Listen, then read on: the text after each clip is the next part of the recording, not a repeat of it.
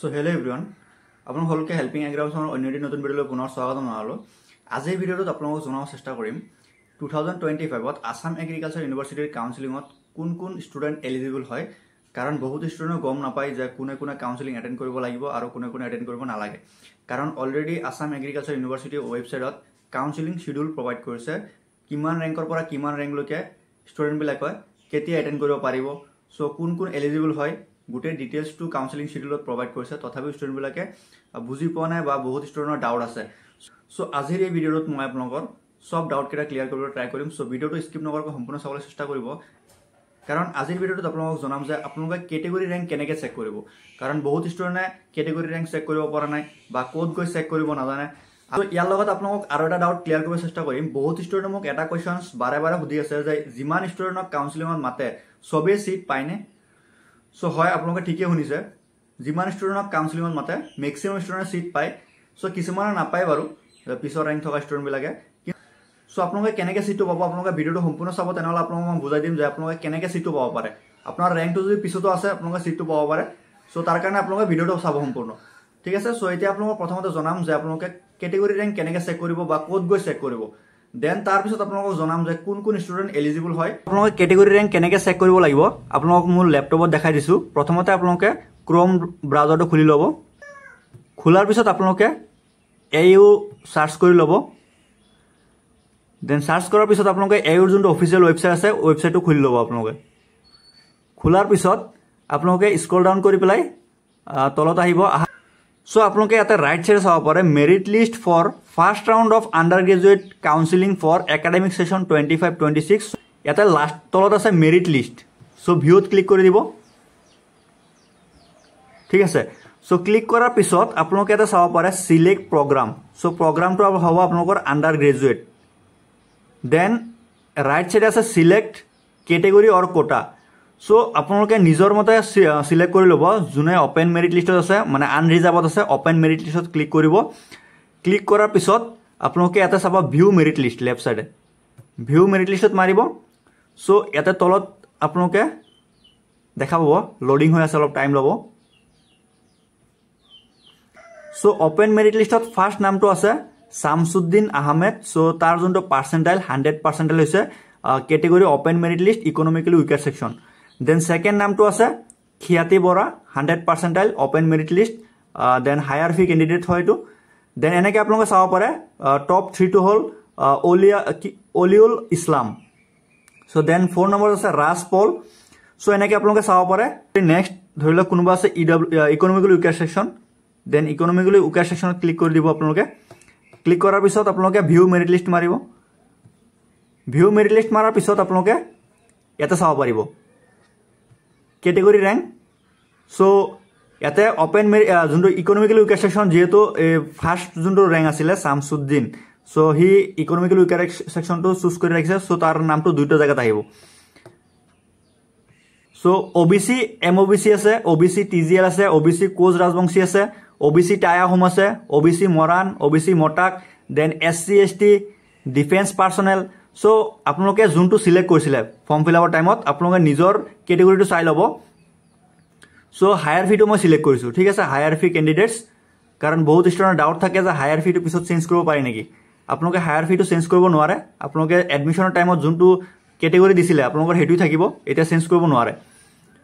So higher ফি কোটাত আপোনালোকৰ first ৰেংকত আছে Khyati Bora higher ফিত। তাৰ ৰেংকটো আপোনালোকে 2 দেখা পাইছে, কেটেগৰী ৰেংকটো এইটো মানে হায়াৰ ফি কেটেগৰী ৰেংক। লেফ্ট চাইডে আপোনালোকে দেখা পাব কেটেগৰী ৰেংক, মানে হায়াৰ ফিৰ ৰেংকটো 1 নম্বৰত আছে আৰু কমন আনৰিজাৰ্ভৰ যোনটো জেনেৰেল ৰেংকটো আছে 2। দেন এপ্লিকেশ্যন নাম্বাৰটো দেখা পাইছে ইয়াতে। দেন ষ্টেটটো হ'ল আছাম, পাৰ্চেণ্টাইলটো হ'ল 100%। সো ইয়াতে চাওক HFC চুজ কৰা 3টাৰ 100% আহিছে। সো তেনেকৈ আপোনালোকে কেটেগৰী ৰেংকটো চেক কৰক, আপোনালোকৰ কেটেগৰী ৰেংক কিমানত আছে। দেন আপোনালোকে নেক্সট আপোনালোকে চাব অপেন মেৰিট মানে কমন ৰেংক। সো আপোনালোকৰ যোনটো এডমিশ্যন হ'ব এই কমন ৰেংক হিচাপত এডমিশ্যন হ'ব আপোনালোকৰ। এতিয়া আপোনালোকক জনাম যে কাউন্সেলিঙৰ কাৰণে কোন ষ্টুডেণ্ট এলিজিবল হয়। সো মই এটা লাষ্ট ভিডিঅ' দিছিলোঁ আপোনালোকৰ কাউন্সেলিং শিডিউলৰ ওপৰত। সো সেই শিডিউলত আপোনালোকক জনাম যে কোনকেইটা ষ্টুডেণ্ট ফাৰ্ষ্ট ৰাউণ্ড কাউন্সেলিঙৰ কাৰণে এলিজিবল হয়।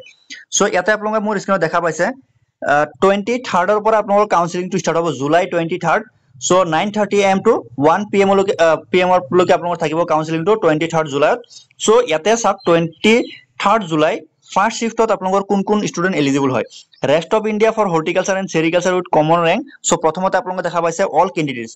সো ইয়াতে অল কেণ্ডিডেটছ মানে আপোনালোকৰ কনফিউজন নাখাব। অল কেণ্ডিডেটছ মানে যিমান ষ্টুডেণ্টে এক্সাম দিছে সবেই এলিজিবল নহয়। ইয়াতে কি কৈছে rest of India for horticulture and sericulture.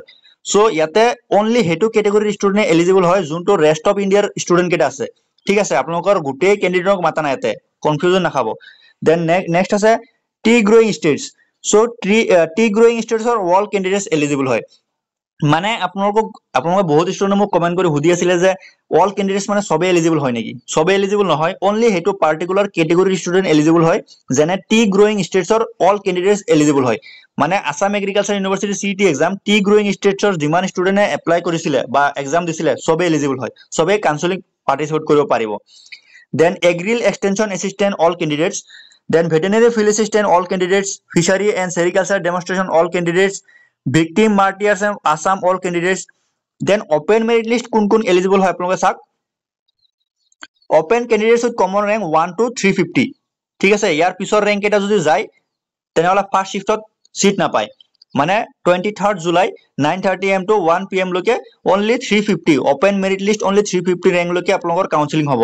ইয়াৰ পিছৰ যদি কোনোবা ষ্টুডেণ্ট যায় তেনেহ'লে তেওঁলোকৰ কাউন্সেলিং নহয়। Then 23rd July second shift 2 PM to 5 PM open merit candidates with common rank 351 to 750। So up to 750 লৈকে 23rd জুলাইত আপোনালোকৰ কাউন্সেলিংটো হ'ব। সো আপোনালোকে কেতিয়াও মানে নাভাবিব যে ইয়াৰ পিছৰ ৰেংক যদি আপোনালোকে যায় আপোনালোকে কাউন্সেলিংত সিট পাব বুলি, কেতিয়াও নাপায়। যেতিয়া আপোনালোকক যেনেকে মাতিছে শিডিউল মতে আপোনালোকে যাব তেনেহ'লে আপোনালোকে সিটটো ল'ব পাৰিব। Then 24 July 9:30 AM to 1 PM। So 24 জুলাইত আপোনালোকৰ যোনটো ফাৰ্ষ্ট শিফটত ওপেন কেণ্ডিডেটছ মাতিছে আপোনালোকৰ 751 to 1300। সো আপ টু আপোনালোকৰ 1300 লৈকে আপোনালোকৰ ছেকেণ্ড শিফটত মাতিছে, মানে 24 জুলাইত মাতিছে। সো আপোনালোকে অনলি 1300 ৰেংক থকা ষ্টুডেণ্ট বিলাকহে যাব পাৰিব। সো অনলি 1300 ৰেংক থকা ষ্টুডেণ্ট বিলাক এলিজিবল হয়, আদাৰ যিমান ষ্টুডেণ্ট আছে সিহঁতে এলিজিবল নহয়।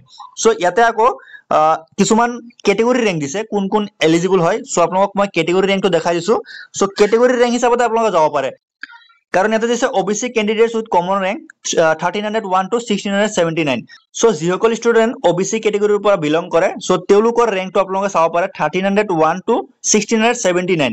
সো ইয়াতে বহুত ষ্টুডেণ্ট কনফিউজ খাই আছিলে যে মোৰ ৰেংকটো 1200 আছে। সো ইয়াতে OBC কেণ্ডিডেটছ মাতিছে 1301 to 1539 লৈকে। সো মোৰ ৰেংকটো 1200 আছে। সো মই এলিজিবল হয় নাই? সো অবভিয়াছলি হয়, আপোনাৰ ৰেংকটো যদি 1200 হয় মানে 1300 আগত, সো আপুনি নিশ্চয় এলিজিবল হয়। সো মানে ইয়াতে কি কৈছে 1300 ৰেংকৰ পৰা ষ্টাৰ্ট হ'ব। সো ইয়াৰ আগৰ যদি কোনোবা থাকে তেওঁলোকো এলিজিবল হয়। দেন টাই আহোম আছে 1680 to 1720। সো এনেকে আপোনালোকে চাব পাৰে। দেন 25 জুলাইত আছে ডিফেন্স কেণ্ডিডেট আছে, ডিফাৰেণ্টলি এবল আছে। সো অলৰেডি মই এইটো আপোনালোকক এক্সপ্লেইন কৰিছো, আপোনালোকক মই তলত ভিডিঅ' ডেছক্ৰিপশ্যনৰ লিংকটো দি দিম, আপোনালোকে চাই ল'ব সেইটো ভিডিঅ' কোন কোন কেনেকে এলিজিবল হয়। সো আৰু এটা কথা ষ্টুডেণ্ট বিলাকে কনফিউজ খাই আছিলে HFC অনলি আউটসাইড আসাম বোলে এলিজিবল হয়, মোক এনেকে কৈছিলে। সো তেনেকে নহয়। সো যোনটো 25 জুলাই ছেকেণ্ড শিফটত মাতিছে প্ৰথমতে higher fee candidates with exclusively for extension agriculture mean for north eastern state. ঠিক আছে, মানে আসামৰ বাহিৰৰ যিমান আছে, ফৰ এক্সাম্পল কিছুমান অৰুণাচলৰ পৰা আছে। সো তেওঁলোকে এটেণ্ড কৰিব পাৰিব অল কেণ্ডিডেটছ। বাকী যিমান আসামৰ HFC আছে higher fee candidates from Assam all degree programme with common rank up to 2001। So এইটো আছিলে আসামৰ HFCৰ কাৰণে। ঠিক আছে, সো এইখিনি ষ্টুডেণ্ট এলিজিবল হয়। সো এতিয়া আপোনালোকক জনাম যদি আপোনালোকৰ ৰেংকটো বহুত বেছি আছে তেনেহ'লে আপোনালোকে সিটটো পাব পাৰে। সো কেনেকৈ আপোনালোকে সিটটো পাব পাৰে ভালদৰে শুনিব। সো ফৰ এক্সাম্পল ফাৰ্ষ্ট কাউন্সেলিঙত আপোনালোকৰ মাতিছে কমন ৰেংক 1300 লৈকে। সো যদি 1300 ৰেংক লৈকে আপোনালোকৰ মাতিছে, আপোনালোকে কাউন্সেলিং বহুত এটেণ্ড নকৰিলে, ফৰ এক্সাম্পল ফাৰ্ষ্ট ৰাউণ্ড কাউন্সেলিঙত আপোনালোকৰ ওপেন মেৰিট লিষ্টত মেক্সিমাম 800 ৰেংক লৈ গৈছে, আসাম এগ্ৰিকালচাৰ ইউনিভাৰ্চিটিৰ যিমান সিট আছিলে সব ফিল আপ হৈ গ'ল। দেন কাউন্সেলিং খতম হৈ গ'ল। ছেকেণ্ড ৰাউণ্ডৰ কাৰণে আপোনালোকৰ শিডিউল ওলাব, মানে প্ৰথমতে চাব যে কিমানটা কলেজত কিমানটা সিট ভেকেঞ্চি হৈছে, কাৰণ বহুত ষ্টুডেণ্টে কি কৰে এডমিশ্যনটো লয় ফাৰ্ষ্ট কাউন্সেলিঙত। এডমিশ্যনটো লোৱাৰ পিছত আমাৰ ইউনিভাৰ্চিটিত অৰিয়েণ্টেশ্যন হয়, কিছুমানত 3 দিন হয়, কিছুমানত 4 দিন হয়। সো অৰিয়েণ্টেশ্যনটো যদি এটেণ্ড নকৰে সিটটো কেঞ্চেল হয়। যদি তেওঁলোকে পে'মেণ্ট কৰি যিহেতু সিটটো লয় তথাপিও কি হয় অৰিয়েণ্টেশ্যন এটেণ্ড নকৰিলে সিটটো কেঞ্চেল হৈ যায়। সো হেতু এনেকে এটা ষ্টুডেন্টৰ সিট ভ্যাকেন্সি হৈ যায় তাকো কিছুমানে কি কৰে নিটত সিলেক্ট হৈ যোৱাৰ পিছত সিটটো উইথড্ৰ কৰে বা নিটৰ ৰিজাল্ট দিয়াৰ পিছত কিছুমানে কি কৰে বিডিএছ পাই যায় থাৰ্ড কাউন্সেলিং হক বা মোপা ব্ৰাউনলৈকে বিডিএছ পাই যায় সো তেতিয়া কি কৰে নিজৰ সিটটো উইথড্ৰ কৰি দিয়ে বা আৰু এটা কিছুমান কি কৰে যে কলেজত পঢ়াৰ পিছত কিছুমানৰ ইন্টাৰেষ্ট নালাগে সো তেওঁলোকে সিটটো উইথড্ৰ কৰে সো তেনেকে বহুত সিট কেটা ভ্যাকেন্ট হৈ যায় যিমান কলেজ আছে 7-8টা কলেজ সবতে তেনেকে 4-5টা 6-7টা এনেকে ভ্যাকেন্ট হৈ যায় ক্যাটেগৰি ওয়াইজ সো তেনেকে ইউনিভাৰ্সিটিৰ প্ৰথমতে সাৰ্ভে কৰিব কোনটো কলেজত কিমান সিট ভ্যাকেন্ট হৈছে সো হেতু হিচাপত কি কৰিব সেকেন্ড কাউন্সেলিংৰ কাৰণে শিডিউল দিব আকৌ নতুনকে যে কোনটো ক্যাটেগৰিত কিমানটা সিট খালি আছে কোনটো কলেজত সিট খালি হৈছে সো হেতু হিচাপত আকৌ সেকেন্ড কাউন্সেলিংৰ কাৰণে আপোনালোকৰ 1300ৰ পিছৰ যিমান ৰেংক আছে ফৰ এক্সাম্পল নেক্সট কাউন্সেলিংত 2000 ৰেংক লৈকে মাতিব পাৰে ওপেন মেৰিট লিষ্ট সো তেতিয়া 2000 ৰেংক লৈকে ষ্টুডেন্ট বিলাকে কাউন্সেলিং এটেন্ড কৰিব লাগিব সো বাকি কি কৰিব যে আপোনালোকৰ প্ৰথম কাউন্সেলিংত মাতিছে 1300 ৰেংক লৈকে কিন্তু ষ্টুডেন্টে সিট পাইছিল অনলি 800 ৰেংক লৈকে তো আপোনালোকৰ বাকি যিমান ৰেংক আছে 801 টু 1300 লৈকে সো তেওঁলোকক তো সেকেন্ড কাউন্সেলিংত মাতা নাই সো তেওঁলোকক কাউন্সেলিংটো এটেন্ড কৰিব পাৰিব তেওঁলোকো এলিজিবল হয় কিন্তু কেতিয়া এলিজিবল হ'ব যদি আপোনালোকে ফাৰ্স্ট কাউন্সেলিং এটেন্ড কৰিছে কাৰণ আপোনালোকক ফাৰ্স্ট কাউন্সেলিংত প্ৰথমতে মাতিছিলে এটেন্ড কৰাৰ কাৰণে সো আপোনালোকে যদি ফাৰ্স্ট কাউন্সেলিংত এটেন্ড কৰিছে তেনেহলে আপোনালোকে সেকেন্ড কাউন্সেলিংত এডমিশন লব পাৰিব আদাৰৱাইজ সেকেন্ড কাউন্সেলিংত যদি আপোনালোকে যায় আপোনালোকক সিটটো নিদিয়ে সো হেতু বহুত ইম্পৰ্টেন্ট হয় আপোনালোকক যদি ফাৰ্স্ট কাউন্সেলিংত মাতিছে তেনেহলে আপোনালোকে ফাৰ্স্ট কাউন্সেলিংত এটেন্ড কৰিব সিট নাপালো আপোনালোকৰ এটেন্ডেন্স টাইপ লৈ সেকেন্ড কাউন্সেলিংত হেতু চেক কৰে যদি আপোনালোকে কাউন্সেলিং শিডিউলটো ভালদৰে চেক কৰিব যদি আপোনালোকৰ শিডিউল মতে ফাৰ্স্ট ৰাউন্ড কাউন্সেলিংত এটেন্ড কৰিব দিয়ে কাউন্সেলিং তেনেহলে আপোনালোকে ফাৰ্স্ট ৰাউন্ড কাউন্সেলিংতে এটেন্ড কৰিব সেকেন্ড কাউন্সেলিংত পিছতকে যাব সো তেনেকে আৰু কিছুমান কি হয় যে ভেটেৰিনাৰী ল মন আছে ৰেংক আছে 100 বা 200 ফাৰ্স্ট ৰাউন্ড কাউন্সেলিংত সিটটো নাপাই বুলি তেওঁলোকে এটেন্ড নকৰে সেকেন্ড কাউন্সেলিংত ডাইৰেক্টলি সিট মানে কাউন্সেলিংৰ কাৰণে এটেন্ড কৰিব যায় সো তেওঁলোকে সিট নাপায় ফাৰ্স্ট ৰাউন্ড কাউন্সেলিং এটেন্ড কৰাটো ম্যান্ডেটৰি হয়